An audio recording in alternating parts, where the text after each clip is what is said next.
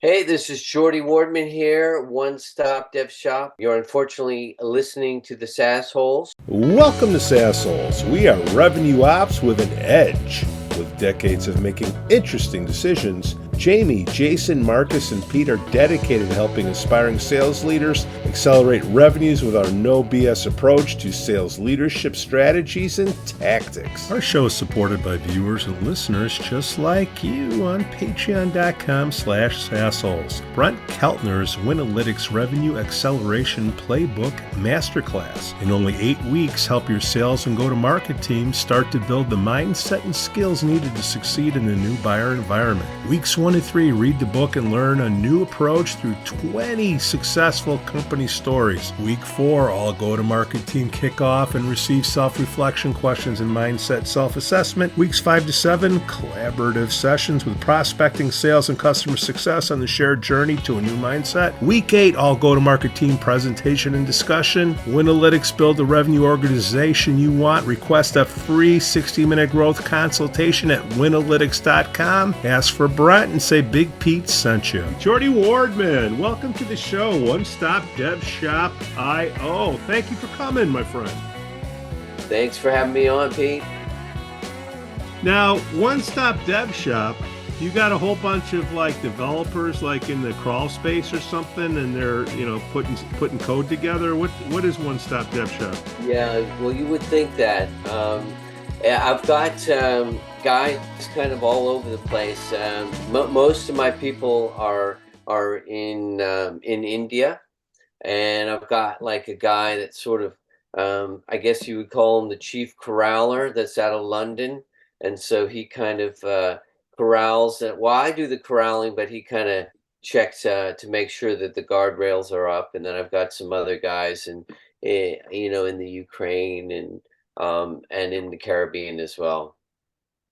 Now, I caught on to you because you were on some podcasts. One of them, I believe, we're talking about different levels of investors, 1 million, 5 million, 10 million. There's different levels. When somebody comes in and buys a company, they have different expectations. Do you want to touch on that a little bit? I'll kick you off. At 1 million, you're not really buying a revenue stream, you're buying the employees, right? Okay, right. So I would say, so I think things get interesting at sort of 5 million because you're at a revenue stream that's at 1 million probably ARR, and there you've got a pretty good idea that you've got product market fit, and you're getting you're buying into something or at sort of the ground floor. And I would say 10 million, you know then it's just even more so. So those opportunities are a little bit harder to get because you start competing with some of the bigger sort of PE firms and maybe even some VCs. So that you start paying a bit more. So if I were looking at, I kind of like the sort of 500 to a million ARR kind of spot, whereas you'd be looking at sort of 3-4 million to pay for a company like that. Now it depends on the investors. Whoever you take the money from will dictate the future of the company, I would think, Geordie, because there's a lot of money out there, or maybe there's not, but you really have to look at, is this a match or not? Have you seen a lot of, not in your case, but I'm sure you've seen things out there where somebody took the money and the company became something that the founder didn't, never expected or ever wanted. Have you seen anything like that? So for the most part, I mean, I would recommend that founders really are given leeway. I had I had an investment myself where we had like an 80% investor, and it was he was breathing down on my neck, and also the other principals that were actually doing operations, injecting bad ideas, and so he had a lot of power. And since I was in that situation, I've always tried to avoid that. So if I take on investment, it's going to be like from a silent part, like I look to get that sort of freedom to make my own decisions and stuff. So I'm pretty shy about taking on investment money, to be honest. So, but when you do take on investment money, it's silent as long as things are good, especially if you take on a minority interest. But when things go south, typically the silence is broken, right? Yeah. I think that's true, but sometimes maybe that's when you want the investors to come in, and so they might have some connections, they might have some good ideas. So when things go south, I would actually welcome some ideas, some extra, maybe some access to other developers or whatever it is if you're in a SaaS. So if things do go south, and fortunately for me, I've not been in that position, but if I were and I had some investors, I would lean on them.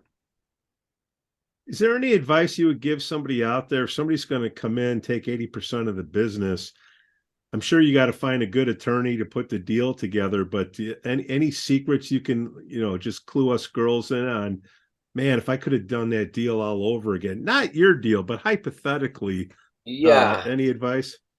Yes. So I like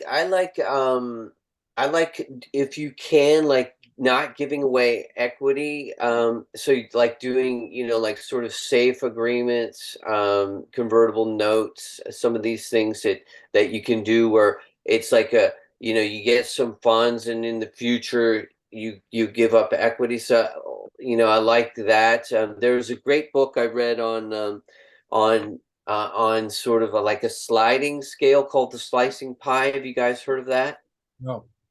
Yeah, Slicing the Pie is this book was basically, it's like equity given on kind of a sliding scale. So you basically update the cap table like almost like on a quarterly basis, and no, like rather than just going, say, like, you're 20 and I'm 30, and that kind of thing, and it's fixed. It's more on a sliding scale. So it's like you can do that for, like, say, the first 24 months, and that way you don't have a partner that's, sort of not living up to expectations. And maybe, like, they came in at 50-50, God forbid, and then they just not doing their part. And, I've seen people come into a situation where they're actually like a 50-50 partnership.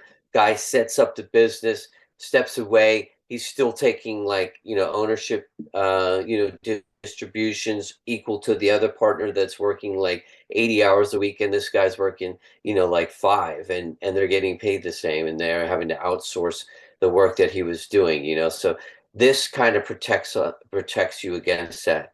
Carney, have you seen any of those? Well, I'm not dealing with the initial founders. I'm usually dealing a couple series rounds Right. in. Yeah. This is like founder level. Yeah, this is founder level stuff, which is very interesting. And the founder of our company talks about this all the time. What's that called? Series A, right? Your first run in the ABCD. Is that what it is? Is there Series Z, or you have to go public by then? I think there's even a before Series A. There's angel investors, family and friends. Yeah. There's pre-seed. Yep. There's friends and family. There's pre-seed, and then there's Series A is kind of when you're raising, you got like a $3 million valuation, probably, maybe even, and more. And then every round after that is considered A, B, C, D. What's the most rounds of series that are out there? Like, is there who's had the most? Well, what would Uber be at? I think that would be, they would be, because they haven't done their IPO, but they're certainly like, and they're probably stages of F, like F state, Yeah, they're considered a Series F, right? Is that what they I are? think so. Yeah, I think that's right. So if you have 500 investors, you got to go public. Is that the rule? That's a good question. I don't know. All right, I don't know. We'll put it right here. Yeah. So Geordie, on the software side of things, freemium seems to be picking up space, as well as Chat GPT. If you can get on there, that's the ultimate freemium play. Can anybody even get on there anymore?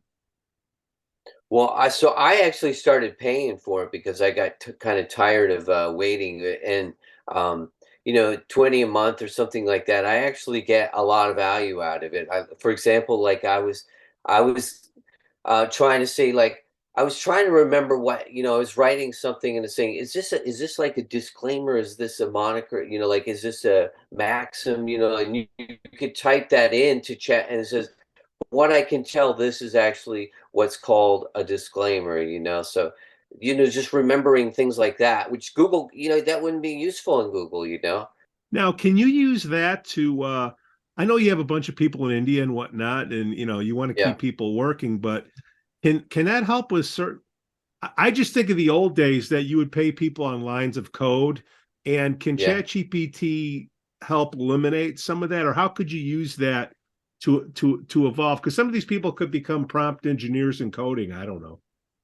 No, definitely. So ChatGPT, I've used to say, like, write me a test for this, like, user case or something, this user story, and it will actually, like, generate code. Like, I want it to be in Node, and what's the best practices, and so it'll actually write code for you. And you want to be a software developer, right? To see what it's doing wrong. So you couldn't just be like like a totally non-technical. But definitely, like, you can take, like, say, like a junior developer, and it's kind of like an equalizer, right? So you've got, like, this huge source of, like, basically unlimited data sets that you can take, and you can bring the level of that junior developer up, not up to a senior, but really up to, like, up, high to mid-level guy, that you've got things like GitHub Copilot that's checking quality of code. There's all kinds of new AI coding tools that are coming out. So I think, like, it's a great equalizer. So if you're paying a guy $200 an hour or something like that, you still want to have these guys to check everything, but you don't need to have 20 of them. You can have a big blend of developers and start using some of these tools to your advantage as a software founder. Is it safe that it'll get you 80% of the way there, if we just say a ballpark number? For the chat, I think so. Yeah, I've not found any problems. So it's obviously getting better. It's early days. We're like 6, 7 months into it, but I mean, I use it. I'm starting to use it more than Google. I just find Google so annoying to, like, wade through all of these different results, and so I can get faster answers from ChatGPT, and it's usually on content that I'm somewhat familiar with, and says, okay, that sounds like a reasonable answer. I can use that, and it saves time. I mean, is that the ultimate freemium play, Carney? I mean, I you mean, there you are, have to pay 20 because you can't get on. I tried to get on this morning. Forget about it. I got to find $20 in the sofa back here. I mean, the Yeah. interesting thing is they're writing it into all of their Microsoft, applications. So you can get it for Excel, you can get it for PowerPoint. So there's more and more people accessing it in different ways than just, um, going to OpenAI or downloading an app. So it's just going to get worse and worse. On the developer side, Geordie, I mean, it'll help you. It'll help you not have to hire so many other people. I mean, this tech revolution, this is going to cost jobs for people that can't pivot to take advantage of it. Do you have any idea how this is going to affect coders out there? Yeah, it's a good question. I can see in, like, sort of 5 years, like, let's say, like, sort of these bespoke people. Let's say you're like some kind of whatever. You're small medium business, and you're wanting to think about developing some app.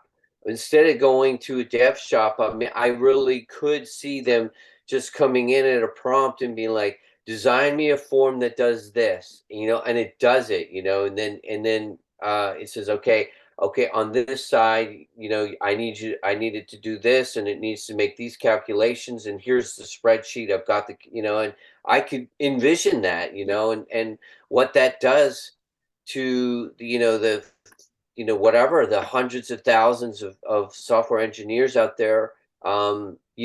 It's a good question. I'm in the space myself, and What does that mean to other SaaS businesses that are out there? People are saying, well, I don't like what Asana does, but if I just, build my own thing that kind of works like Asana, but it does this because I need it to do this and it needs to integrate with this, what's that going to do to all these SaaS? You're going to have like people just writing their own SaaS, like their own. I mean, I could see this, and this it's the same with design stuff. I'm Graphic seeing design. some, draw me this, doing this for my blog, and all of a sudden, like it's doing it in 2 seconds. I don't need to go to Fiverr, and you got all these guys on Fiverr. Um, I was going to it's say like definitely gonna, yeah, Fiverr, Freelancer, yeah, Upwork, all those people, because you just brought up the graphic side of thing. I think, what do you got to pay $10 a month to get on that Discord server to, yeah, which is another freemium type deal. Now the images don't actually come back to beauty's in the eye of the beholder, but it's right. still pretty close. You can get that stuff going. So if you're a graphic designer, any of these people, if you're a developer, Geordie, what do you think that the new jobs will be? Like, how would they? What is the prompt engineering job for a developer to take advantage of this?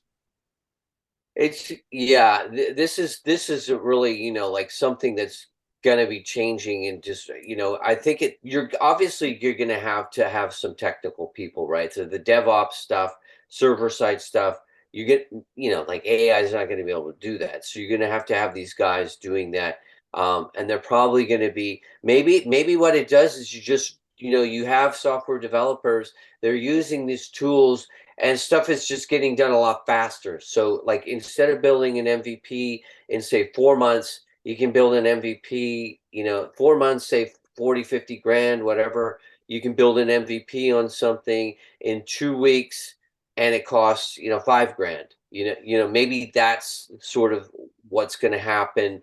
And there's just going to be a lot more stuff out there. So the competition is going to get, it's going to get really, I can envision the quality of the apps is going to have to be so much better, so that I came across this program called Notion. Have you guys heard of that one?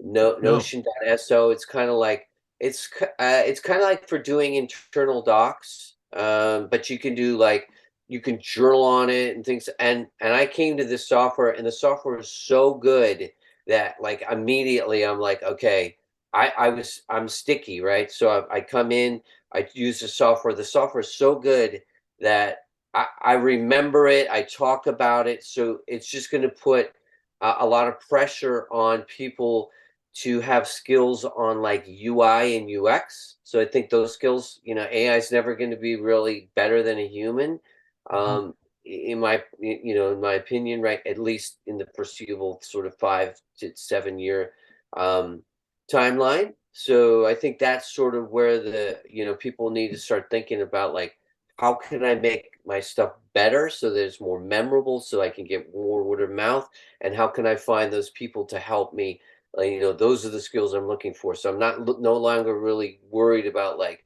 like a medium skilled developer. I'm really looking more for like specialists. But wouldn't you say to be a specialist, you got to do the grunt work? Yeah, You got to do the grunt work to be a specialist. And these tools that are out there now are kind of removing a lot of the grunt work. So in 10 years from now, how are we going to have specialists when we've removed yeah. the Nobody's doing it. grunt work that's done, so that these people, like I always tell people that are in, we do a lot of revenue operations here, and I say a lot of the sales ops people are former sales guys that Yeah, end up getting thrown into sales ops, and they might get thrown into sales ops at around 30. The people that started out in operations were getting tasked with just grunt work, and the only way they can get ahead was do more with less. Like, we're going to pile all this crap on top of you. You've got to figure out how to be more efficient. Why is that important? Because by the time they're 30, if they're in operations and they're running sales ops or any type of operations, they're much more prone to look at a problem and attack it with a much more advanced cycle than if a salesperson jumps into sales ops. I'm not saying that that salesperson couldn't figure it out. They just haven't been put through the ringer. With Chat GPT and all the AI, I almost feel like a lot of the grunt work is going to be gone for these people to cut their teeth. For my kids growing up, how are they going to get ahead and be able to Yeah. become specialists? Well, it's an interesting. I think it's still going to be tools. I mean, it's like designers using Figma or Adobe Photoshop. You still the software is actually doing the designs, but you got to have the skills to do it. So I'm not sure. Like it's as I mentioned, what I envision it's just going to be a tool to make things faster, but they're still going to have to check and know the code, and so that is still going to be the grunt work. It's just going to be instead of writing the lines, they're going to be like checking it, verifying it, So I think this just the skill set will change. I don't think, like a school like MIT is not going to go out of business, right? In 10 years, right? You're still going to need those top engineers. You're still going to need the grunts, but I think the skills will just sort of change, similar to when the internet first came in and guys went from drawing things and then maybe scanning it to using Illustrator and then Figma and these other tools, and you just sort of their skills just sort of evolved. And it's not like this stuff's going to happen overnight. So in 10 years these guys will have evolved with the technology and they'll learn how to use the tools, and that's kind of what I envision. But it's a good question. I mean, what's going to happen to what's going to happen to IT departments and software developers? Where are these guys going to sort of be in 10 years? It's a really good question. I don't think that they're going to go away. I think you're still going to need human guidance to run these tools, but I don't see how a software developer, like even a good one, is going to be able to compete against trillions and trillions of data sets. The best ways to write things. There's humans can't compete against that. Geordie, I'm going to get ahead of my skis here because I'm more on the sales side than the tech side. But Stanford, that article's out there. They spent $600 and they built their own Chat GPT. And look, for everybody out there, it's just a fancy chatbot that's been trained very well. Okay. Yeah. Our company's going to build their own version of it, spend their $600. Is that possible? Well, Stanford, so I've not heard of that story. People can do it, but why would you build something if it already exists, right? So my sort of the ideal situation that I see is when I look, if you go to like an AI directory right now, there's like hundreds of them now, like even in just like a LinkedIn AI. I've been looking for a LinkedIn AI tool. There's literally like 400 of them now. Why would I go ahead and build something like that if I can find a really good tool that will sort of learn my user data? And I think that if that doesn't already exist, it's going to exist. So you sort of train on a user, like kind of on a user level.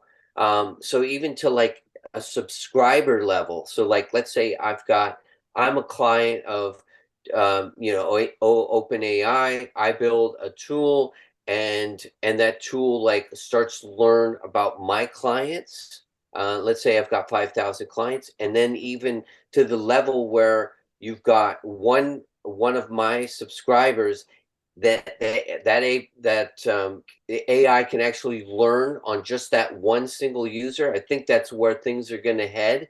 And so why would you need to rebuild that? I would never, pay somebody to rebuild that if somebody's already spent $30 million to develop that. I said the reason I bring it up, Geordie, is because I believe Elon Musk was in the early days of this, and it's supposed to be open source and not for profit. Now, they put the governor in, and now you're paying $20 a month. Totally worth it. I get it, but it's technically, not. Yeah. It's for profit. So if it's closed and Microsoft, right, they're the big boy in this, right? They could close it down and include it in their suite of products, and then we'd have to build our own. Am I looking at it the wrong way? No, you're not. And I think any competitor against Microsoft is not going to use ChatGPT. And I also think for small and medium-sized companies, you are correct, Geordie, on the fact that why build it when you can go get it for free. But at some point or another, companies are going to want or aren't going to trust anything besides their own tech working in their own data. Data for a while, we've said, is the new oil. With AI, data is the most valuable resource out there in the market today, because AI is only as good as the data it's laying on top of. It's the refinery. So some of these companies are going to be like, this is our data. One, I don't trust any code to be maneuvering through my data and exposing that data to other people. I don't want that out there. I don't want to be exposed in terms of security risk. And I'm going to build my own. So I think there's going to be a time where we're probably going to overcorrect and everyone's going to build their own tool, their own bot, their own AI on top of their own data set. And then when they realize and they're more comfortable with like a SaaS type of solution that they're comfortable regurgitating their data, that might be open, but that's probably 5 years away. 6 years away, because they're comfortable now with anyone touching their data. Could you have companies though that sort of like a HIPAA type of compliance agreement where like the data sets are really have to be not shared, and it's like basically fraudulent if a company's caught doing something with somebody else's data? I mean, it seems like you could protect yourself against that, and Europe. Being from in Europe myself, I know the Europeans are they're already talking about banning ChatGPT in Italy. So there's going to have to be some serious privacy, legal frameworks that can protect people from that. I mean, I understand what you're saying, but I think we also will have those protections that will have to be built in for this to be successful and to work. It's not ever, it's just not now, right? I think in 5-6 years from now, you'll start seeing more and more medium-sized companies leaning in on this stuff. But I do think, there's so much time wasted in an organization right now just on infosec and anything dealing with data and all that type of data policies and regulations. And the reality is, lawyers get involved, and lawyers have their own, I wouldn't say personal opinion, but their own perspective on what they interpret the law to be, or they interpret it their own protection to be. And they're never, they're very rarely, as a corporate lawyer, looking out for anything other than, I want to make sure that if there is a security breach, I'm not at fault. So they're not looking at advancing the company as much as they're out there to protect their own legal perspective. Well, guys, Elon Musk is scared shitless. He wants this to be regulated and have a kill switch on this. Elon's trying to build his own. Well, he did. He started with ChatGPT. I know, but now he's trying to build his own, and he's looking for data. He's looking for that's why he's got Twitter. I mean, I think behind the scenes, guys, he's sitting on so much data with Twitter. Yeah, probably building his own, AI just free off speech. Of data. Yeah, really. Free speech according to Elon. Mm-hmm. Absolutely. So I guess all the companies, everybody out there is going to have to really get better at critically thinking at the C level. I mean, we're going to have to answer specific, if we want objective answers, we have to give objective input in there. What does success look like? Do you think we have to get better at the board level, Carney? No. The board level, in my opinion, is asking, especially in a macro environment that we're dealing with today, I think the board level is getting probably too involved. And they're nitpicking everything that you're doing and second guessing everything that anyone's doing. to the point that it's hard to move forward in general. We all know that it's a poor macro environment. I don't think we need to get more and more particular at a board level. Half the time they're asking for, especially when you talk about like PE firms, they're asking for so much data that they can't even regurgitate it. They're just trying to ask for data because they can. Well, they're trying to justify, what do these people make, Carney? What, these PE firms? And anybody at a board level, they got to meet X amount of time a year. They get paid a certain amount of money. It looks good on their resume. It's a great gig. Most of the time, if you're talking about startups, though, you know, the only people that really that are really concerned about their investment in a okay environment, right? Not the macro environment that we're in now, is the last person who invested. The other people have already made 2 or 3 times their investment. So the last person that invests is usually the one that wants the most say because they want to get the most return. And for the most part, the last person that invests has the least voice until you become a PE firm. So the last venture investor usually has got the smallest voice when it comes to the board, and the other people have already made 2 or 3x their investment, if not more. Okay, so we don't need board people anymore. What about salespeople? If you have Chat GPT and you're going to have these websites that are really robust, that are really fulfilling needs that people have, and you can make it a freemium product, do you need salespeople anymore? Do you think the products will be so good that you will find the people that need it, Carney? No, you need salespeople. Yeah, I agree. You're gonna need people buy from people. Like, yeah. At the end of the day, you can do all the research you want, and there's 80% of the people still buying Amazon, but when they're buying a big ticket item, let's say they're buying an appliance, they might research it all on online, but they end up going to talk to some 24-year-old kid who's selling. Carney, you talk out of both sides of your mouth, because on the last show you said that these buying decisions are made in the boardroom where somebody heard somebody else using it and blah, blah, blah. They did a search. Yeah, but I'm saying they do the research. At the end of the day, they end up calling. Well, what's the research? What's the Chat GPT? Here are my problems. What are the top 3 people that I should be talking to? Do you think people are doing that? Yes, and then they'll go, but then they'll go and talk to those people. They need people to talk to. I think sales is going to be important always at the enterprise level as well, and that's where that's never going to go away. The big enterprise level sales, and where you're making like $100,000 a month accounts, and so you're not buying anything even over maybe like 1,000 or something is going to probably have to go to a sales guy, and so there's going to be a lot of opportunity, and that's never going to go away. Anything that's people to people, which is who knows what percentage of but HR and all that kind of stuff.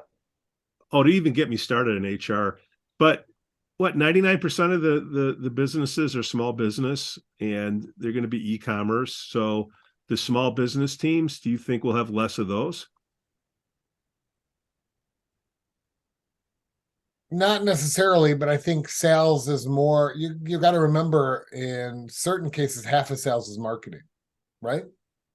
If it's a freemium, you're using whatever the value prop is. Somebody's using it, like, oh wow, this helps. And there's got to be some governor that kicks in, and then they inquire about more. Isn't it more valuable to have like an engineer, a product engineer, somebody to? Yeah, but you got to get out there and get your name out there for people to use it. You can do it through marketing, but that's kind of reactive. Or you can proactively have a sales rep calling in and trying to get word of mouth out there for B2B type of businesses. And so even though that sales rep, I would say half that sales rep is marketing and half that sales, especially in a newer business, half that sales rep's time, if not 75% of that sales rep's time, is PGing into companies that are good fits for your product to just have them become aware that product exists. Chat GPT or any of these AI is not going to pick up on any new company out there until they start getting enough data and enough buyers to make it worthwhile. So that's why I'm bringing it up to Geordie here. if you're building a more robust website, and for the lack of better words, keywords, tags, whatever, you program that into the site where it's coming up into the Chat GPT search. Is that going to be the future So versus? my understanding of ChatGPT is that there's like the data is from 2021, right? So you're not getting anything that's really from last year or even half of the year before. So that's you're gonna have to get you're still that's where you're gonna get into Google's. You still need that that new stuff. Now it's interesting to think about with ChatGPT. I mean, why couldn't some AI just go through and sort of robo start like doing all that and kind of take away that sales guy's initial response? Because that whole sort of outreach that was done manually before now could just be like these AIs just go through and just like kind of build the list, start to crawl down through the guy's LinkedIn profile, says, hey, hey Pete, I saw you just made a post on this. I'm how about we chat about can you do this? And then the tool sets everything up, and then the sales guy comes in the morning and says, okay, I got 15 calls, and his calendar's all laid out. And then he's just getting on the phone and going through, and the AI has sort of teed all this stuff up. I mean, I'm sure people have already got that set up. I haven't got my marketing like that, but I mean, I could see the technology going that way. But Oh, I Geordie, think so. Carney, what about like a mirror looking into a mirror? So you got Geordie's AI Yeah. reaching out and talking to my AI, trying to weed him Yeah, out. exactly. Yeah. Oh, and by the way, our CEO did that at Davos. He had a sales chat GBT talk to a buyer chat GBT, Yeah. and they started negotiating back and forth on a purchase. And the Yeah. one that had the most data won in the negotiation. Yeah. And I think that's what's going to happen. I really, there's this conversational intelligence that's out there and emails and all of that, right? It'll be very interesting to see where I think Chat GBT is going to go. Is people are going to spin up their own sort of Chat GBT type of solution for sales reps as sort of a sales add-on, so that when you're on a Zoom call and you have your conversational intelligence going, that's sort of dictating every word that we have out here. On the right hand side, it's going to spit out what the company wants you to sort of value sell Yeah. while you're on a Zoom call, so that you can sort of enable reps a little bit better, so that they're constantly looking at this and going, here are the bullet points that they want me to hit on in terms of the value. And that's where I think this is going to end up becoming more and more about individualized chat GBT type of solutions. No. I mean, somebody's going to have to answer these objective questions. If it's not the C-level, because again, getting back to the salespeople, Carney, every person, every board you talk to, when you ask this question, they all choke. How many people do you want to win at your company? What does success look like? You have to specifically go through that. Until you get to that level, you're going to have subjectivity out there. Geordie, take out your crystal ball. What do you see happening in the next 5 years in SaaS? I think, as I mentioned earlier in the show, I think there's going to be a lot of SaaS coming out. There are going to be a lot of niche SaaS. So I think going niche is going to be really important. I see guys coming out and trying to go into a big competitive space, and they're just getting swamped and dying basically on the vine. So if you're thinking about SaaS, go smaller, go more vertical rather than horizontal, and kind of get entrenched in that way. And that's kind of what the direction that I'm heading is. So, the better, the more niched out, the better, because I see a lot of SaaS coming out. I've been thinking about all these tech layoffs. What are these guys doing?